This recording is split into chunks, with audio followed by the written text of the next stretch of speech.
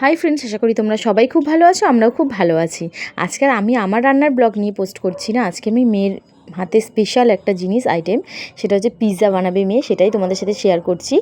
আমি কিছুটা হেল্প করে দিয়েছিলাম, তার বাদবাকিটা ওই করেছে। শুধু হেল্প করার মধ্যে চিকেনটাকে আমি একটুখানি বাটার দিয়ে আর একটু গোলমরিচ আর নুন দিয়ে একটুখানি ভেজে ভেজে মতন করে দিয়েছিলাম, বাদবাকিটা ওই সব করেছে। ও একার হাতে যে এইভাবে করেছে সত্যিই খুব সুন্দর হয়েছিল খেতে।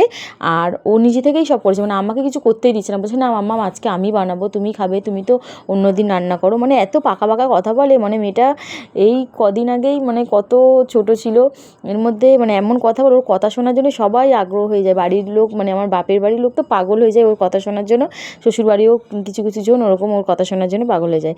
মানে ও কীভাবে কথা বলো, খুব ভালো লাগে ওর কথাগুলো শুনতে।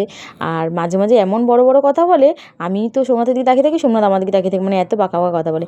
যারা চ্যানেলটি সাবস্ক্রাইব করোনি, প্লিজ চ্যানেলটি সাবস্ক্রাইব করে দিও। আর যদি আমার ব্লগটি ভালো লেগে থাকে, প্লিজ লাইক এবং শেয়ার করে দিও। Bye, good.